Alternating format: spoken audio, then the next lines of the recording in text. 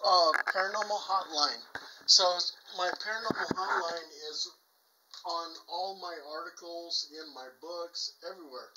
So people who Google, let's say, Sacramento Paranormal Help, they'll see my phone number. They type in Sacramento Paranormal Investigations, it'll pop up. Halo Paranormal Investigations, it'll pop up. So yeah, they find my phone number online. So, in reference to where we left off, first of all, let me get my lighting. Hold on. Okay. Oh, that doesn't work. All right, here we go. I like your background. Thanks. I had to go out and find that. So, in reference to where we left off, do you want to answer the question I asked you, or would you prefer? Oh yeah, absolutely, yeah. Okay. Because I'm good either way. Because I've had people, more than one person I interviewed who said, no, I'm not going to answer that. And I'm okay with either way. No, I'm good, Charles. No, I just like to, like if you ask me how did you get started, I like to explain my whole story and then stop and then allow you to go ahead and just hit me with the questions. Well, if there's any way we can sync our communications where you feel comfortable that I'm not trying to interfere with your flow, I will do my best to not say a word until you're quiet. Okay. Yeah, because you just go on and I won't interrupt. But if you, I feel like as the person asking the questions, I really, it behooves me to stop people and say, well, I need more on that area rather than, continuing on. Please stop there and tell me more about that area.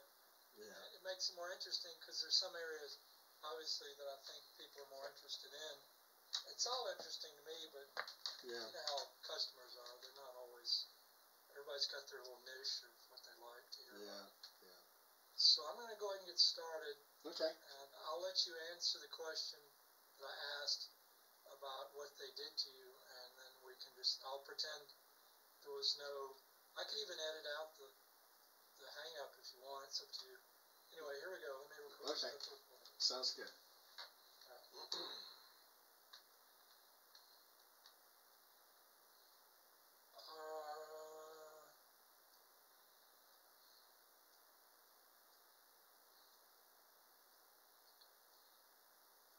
Alright, we are recording. You can answer the question I asked you then if you wish. Okay. How I got started into the paranormal is when I was a child. I lived in a haunted house, and everything was centered on me. The entities were actually attacking me. They actually, at some point in time, threw me into a heater. I went to my bedroom window, and I heard a female voice that sounded like my mother saying, Dale, which is my middle name, Dale, come here. Dale, come here. And she was trying to entice me to go into the orange grove. And my mother was actually in the kitchen. So if I actually went into the orange grove, God knows what could have happened to me. I don't even want to even think about it. It was crazy.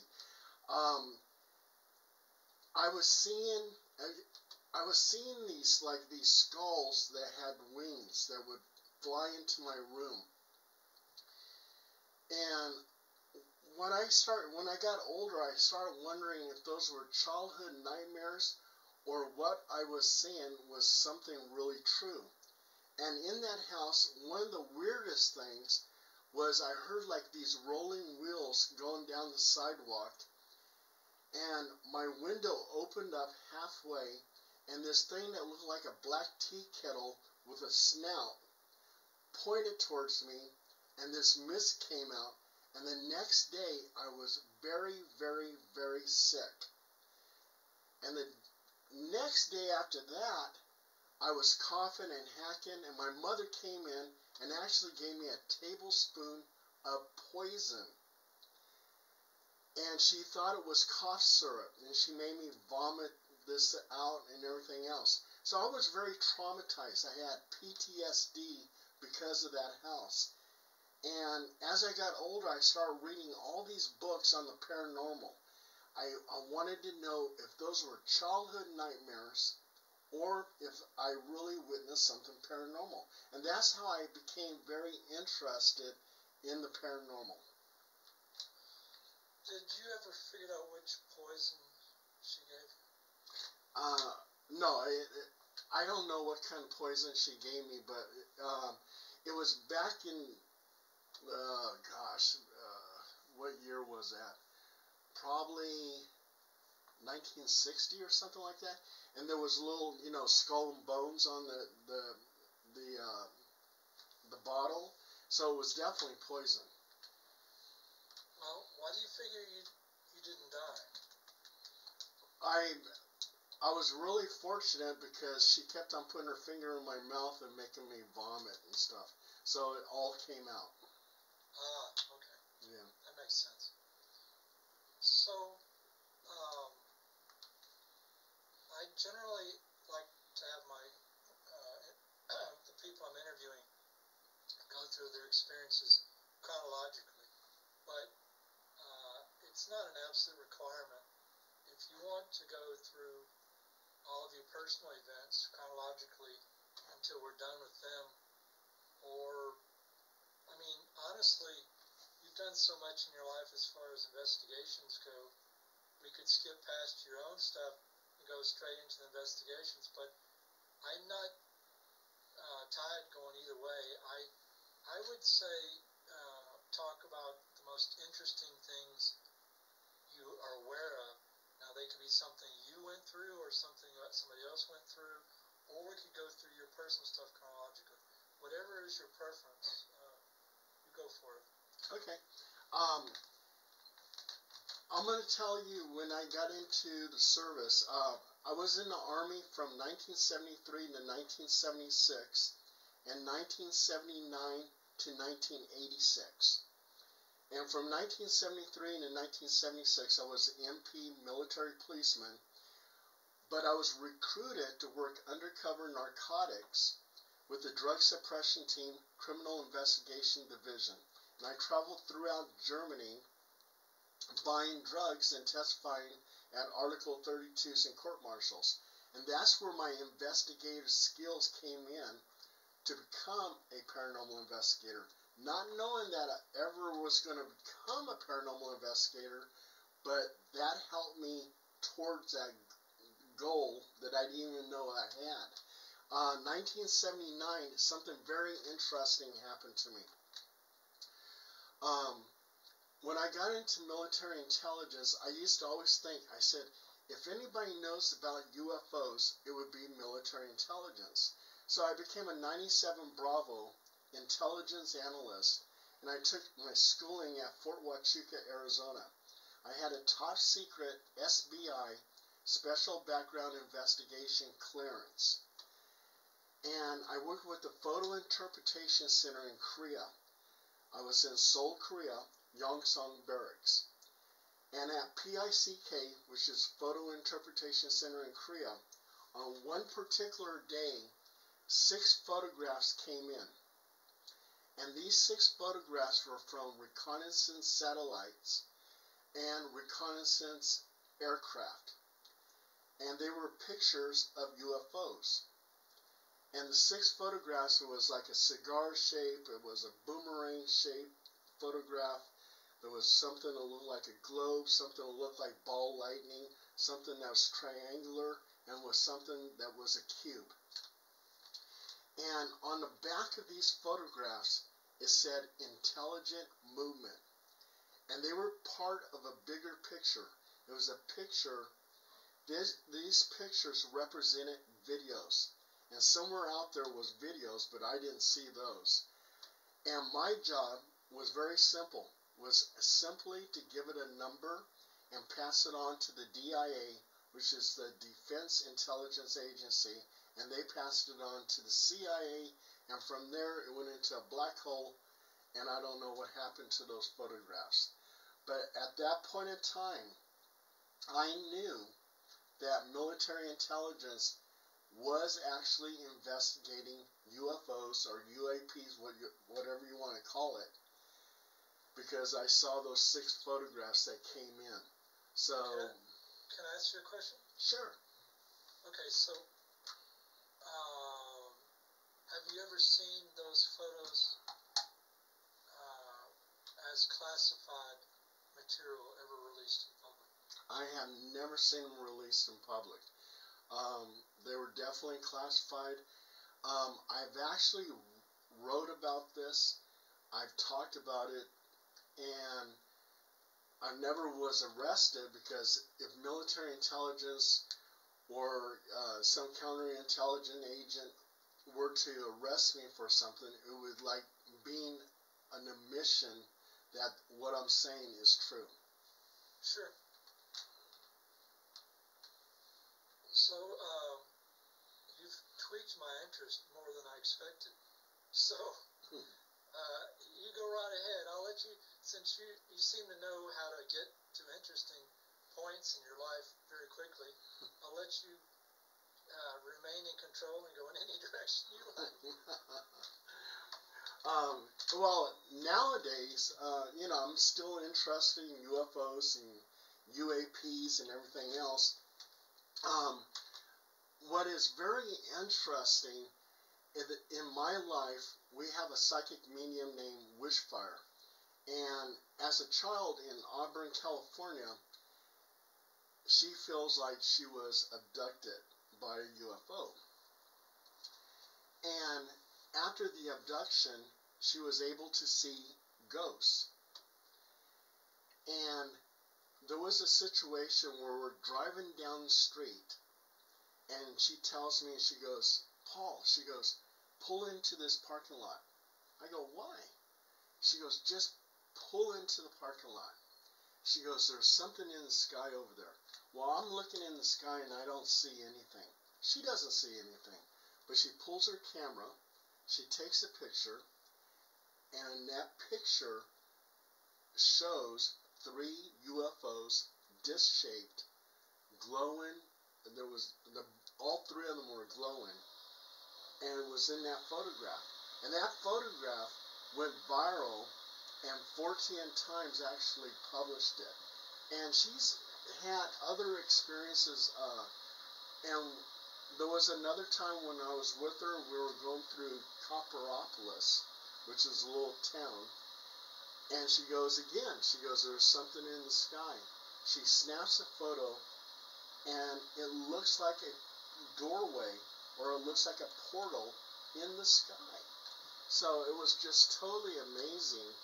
And we just recently, Charles, did a all-night ghost hunt, UFO hunt. And we did that in Natomas. And one of our guys, Zandine Smith, he's a local ufologist, he was able to capture something in the sky. And UFOs are usually seen during after a solar eclipse. And on that day, October 14th, Saturday, we just had that solar eclipse, and they said that UFOs usually appear in the sky. And it seems like he caught something on his video.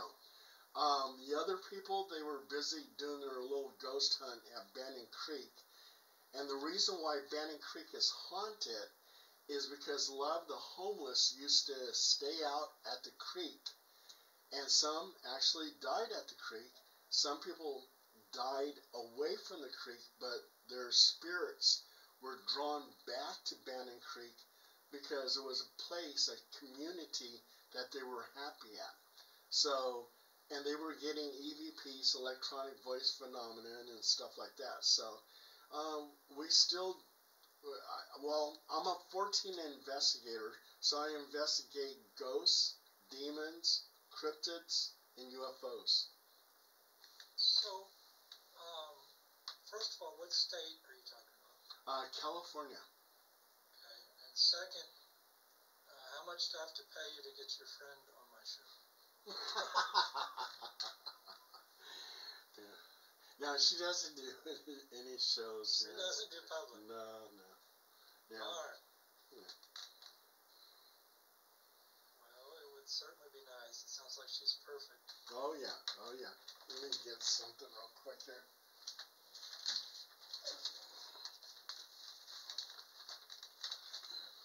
Yeah, so I've been on 2,500 investigations.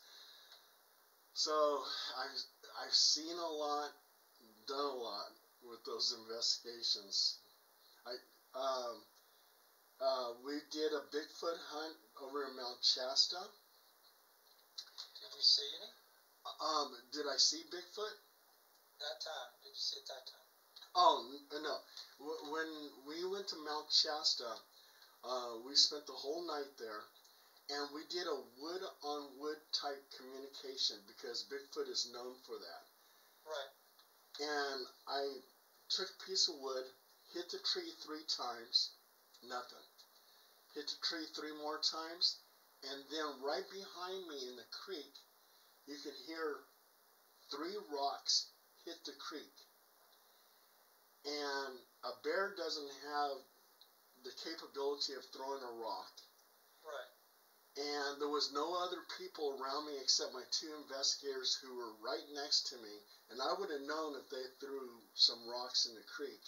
So I actually feel that a Bigfoot was probably trying to communicate with me when I hit the tree 3 times and it threw in rocks 3 different times. So we experienced that. And so what was the location again? Mount Shasta. Mount Shasta. Yeah, very mystical mountain. Supposedly the last of the Lemurians lived there in the caverns. Bigfoot is seen out there. UFOs are seen out there. UFOs are seen going into the mountain, coming out of the mountain. Ghosts are seen there because they had Native Americans fighting settlers out there. So there was a lot of deaths out there. Mount Shasta is a very active place. I'm sorry. So where's the most strange place you investigated? Is it Skinwalker Ranch, or have you investigated something even more strange than that? Skinwalker Ranch, Area 51. As Skinwalker Ranch, I brought 2 investigators with me. And what was kind of interesting is, at that time I was a new paranormal investigator. So I was learning the ropes. And I was at one of the meetings, and they were talking about, they said, I would love to investigate Skinwalker Ranch. And I said, well, shoot, let's just do it. Let's get in the car and drive over there. And so 2 investigators went with me. I drove to the area of Skinwalker Ranch, not the actual ranch, but the actual valley where the ranch is at. And the whole valley is mystical. All kinds of things happen there. Sure. And as we got there, there was this huge storm. And we were trying to set up our tents and everything, and I was falling into the mud, and it was really crazy. It was a lot of chaos. But I did see something that was just really incredible. During that storm, it seemed like the clouds were like opening up, and there's this ball of lightning, and it came shooting down and just broke up into all kinds of sparks. So it's a natural phenomenon, but very rare, but it was something that I saw. And we also too heard this strange shrieking sound, and I tried to record it, but all you could hear was the pitter-patter of the rain. The next day, one of the investigators had pneumonia, and she was deathly sick. So we were supposed to be there for 7 days, but we wind up just doing one night, and we had to drive back home because she was so ill. So, and then she was hospitalized, but she got better and everything else. So, but it was kind of disappointing that we couldn't stay our whole 7 days at Skinwalker Ranch. So you've never encountered a Skinwalker Ranch? No. Have you ever seen a Bigfoot? No. But I'm retired now from the California Department of Fish and Wildlife. And I've actually talked to hunters and fishermen who claim that they've seen Bigfoot. One hunter had a very unusual story. He told me that his friend actually shot at Bigfoot, and that Bigfoot exploded into sparks. And if that was true, that means that Bigfoot is an interdimensional type being. That he can go from matter to energy into matter. Probably can go from his reality into our reality and back to his reality. And that's why we don't find any type of evidence of Bigfoot, because it's a matter being that can change into an energy being. Yeah, there's a couple I know. I used to talk to them quite a bit. They live in northern Oregon, I think. And I was trying to encourage them to write a book, but they said, "What? We're not going to write a book. We'd rather commune with Bigfoot." And I was like, "Okay, whatever." I mean, he comes in their house and everything, but it's not. They're not seeing it. It's invisible when it's moving around, and a lot of people say that it can be standing right next to you and be invisible, and other people say that they're looking straight at it when it disappears. And I've seen ghosts do that. Or once I saw a ghost fairly close to where I live now. It disappeared right in front of me, and it was real for a moment. But anyway, back to you. So,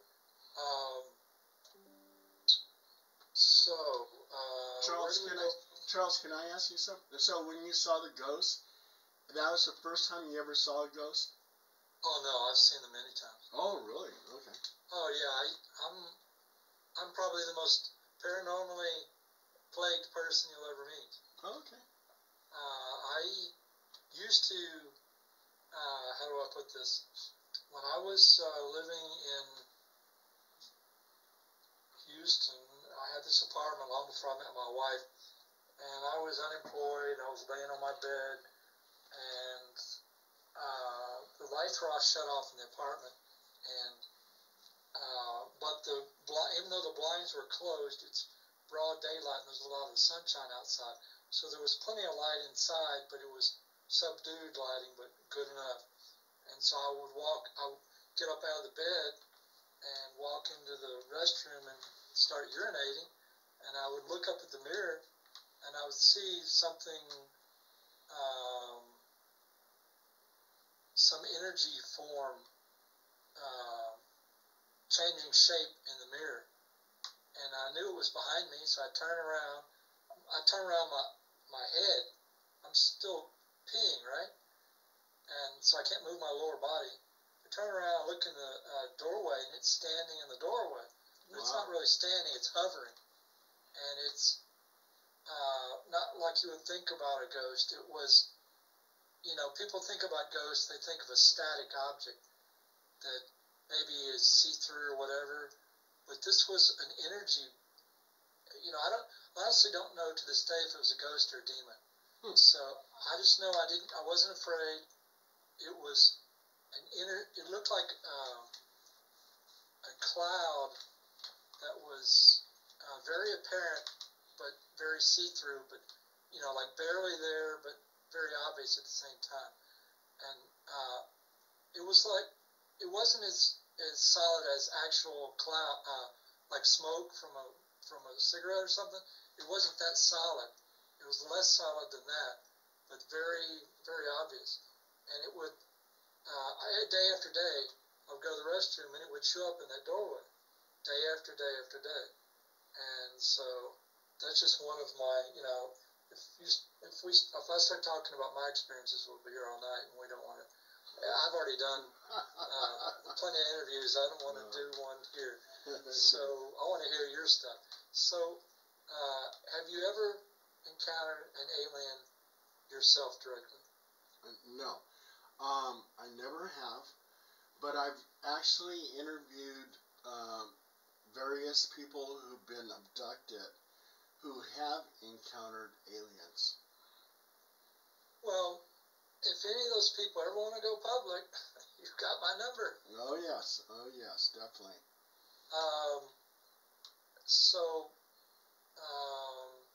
Have you seen anything in the sky? A craft? Oh, yes, I have. In Fort Jackson, South Carolina, 1974, I was in the Army, and I was with 2 GI soldiers, and we were in the town of Columbia. And we're walking down the street, and we look up in the sky, and we saw 6 glowing disc UFOs in formation, like geese formation in V. It was like a V formation. And one of the soldiers says, "Geese?" I go, "That's not geese. I mean, it's glowing blue, and they're disc-shaped, and they're in V formation." And we're watching this, and then all of a sudden they just took off erratically in different directions, and we knew at that point in time those were UFOs. And then in 1976, when stop, back up. What year? You were with the military. What year? What were you doing, and where was the location? Okay, 1974, Fort Jackson, South Carolina, and that's when I saw the UFOs in V formation. And what were you doing when you were with the military and you saw the UFOs? What were you doing that day? What were you in the middle of? We're just going into the town of Columbia and sightseeing. Okay. All right. Yeah. All right. Go on with what you were going to say. Oh, okay. So, in 1970.